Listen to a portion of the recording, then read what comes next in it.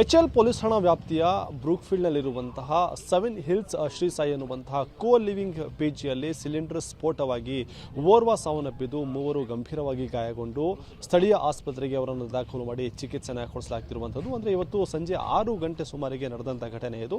ಅಂದರೆ ಈ ಪಿಜಿಯ ಒಂದು ಕೆಳಮಹಡಿ ಏನಿದೆ ಏನು ಗಮನಿಸಿರ್ಬೋದು, 7 ಹಿಲ್ಸ್ ಸಾಯಿ ಕೋ ಲಿವಿಂಗ್ ಪಿಜಿ ಅಂತ ಹೇಳಿ.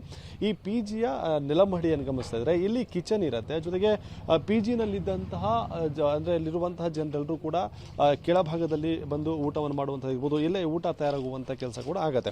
ಆದರೆ ಸಂಜೆ 6 ಗಂಟೆ ಸುಮಾರಿಗೆ ಲೀಕೇಜ್ನಿಂದಾಗಿ ಸಿಲಿಂಡರ್ ಲೀಕೇಜ್ನಿಂದಾಗಿ ಸ್ಫೋಟ ಸಂಭವಿಸಿರುವಂಥದ್ದು.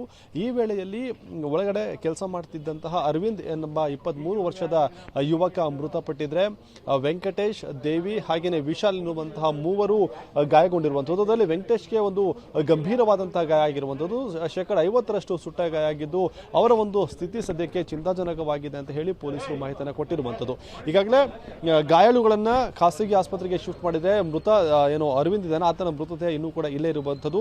ಅದನ್ನು ಶಿಫ್ಟ್ ಮಾಡೋದಕ್ಕೂ ಕೂಡ ಪೊಲೀಸರು ಎಲ್ಲ ರೀತಿಯಾದಂಥ ಸಿದ್ಧತೆಯನ್ನು ಮಾಡಿಕೊಂಡಿದ್ದಾರೆ.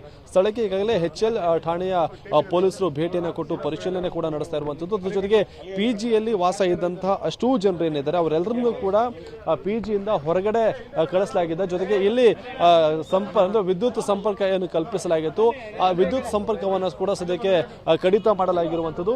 ಹಾಗಾಗಿ ಪೊಲೀಸರು ಈಗ ಇಲ್ಲಿ ಸೇರಿರುವಂತಹ ಜನರಿದ್ದಾರೆ ಅವರೆಲ್ಲರನ್ನೂ ಕೂಡ ಚದುರಿಸುವಂತಹ ಕೆಲಸ ಮಾಡ್ತಿದ್ದಾರೆ. ಅಂದ್ರೆ ಈ ಸಿಲಿಂಡರ್ ಸ್ಫೋಟಕ್ಕೆ ಏನು ಕಾರಣ ಅನ್ನುವಂತಹ ನಿಟ್ಟಿನಲ್ಲಿ ಇನ್ನಷ್ಟೇ ಗೊತ್ತಾಗಬೇಕಾಗಿರುವಂಥದ್ದು. ಗಮನಿಸ್ತಾ ಇರ್ಬೋದು, ಸ್ಥಳದಲ್ಲಿ ಈಗಾಗಲೇ ಎಚ್ಎಲ್ ಠಾಣೆ ಇನ್ಸ್ಪೆಕ್ಟರ್ ಅಜರುದ್ದೀನ್ ಹಾಗೆಯೇ ಎಸಿಪಿ ಅವರು ಕೂಡ ಭೇಟಿಯನ್ನು ಕೊಟ್ಟಿರುವಂಥದ್ದು. ಹಾಗೆಯೇ ಡಿಸಿಪಿ ಅವರು ಕೂಡ ಭೇಟಿಯನ್ನು ಕೊಟ್ಟು ಇಲ್ಲಿ ಪರಿಶೀಲನೆ ಮಾಡಿ ಸದ್ಯಕ್ಕೆ ತೇಳಿರುವಂಥದ್ದು. ಅಂದ್ರೆ ಎಕ್ಸಾಕ್ಟ್ ಆಗಿ ಈ ರೀತಿಯಾಗಿ ಸಿಲಿಂಡರ್ ಸ್ಫೋಟ ಆಗೋದಕ್ಕೆ ಕಾರಣ ಏನು ಅನ್ನುವಂತಹ ನಿಟ್ಟಿನಲ್ಲಿ ಪೊಲೀಸರು ಸದ್ಯಕ್ಕೆ ತನಿಖೆಯನ್ನು ಕೈಗೊಳ್ತಾ ಇರುವಂಥದ್ದು.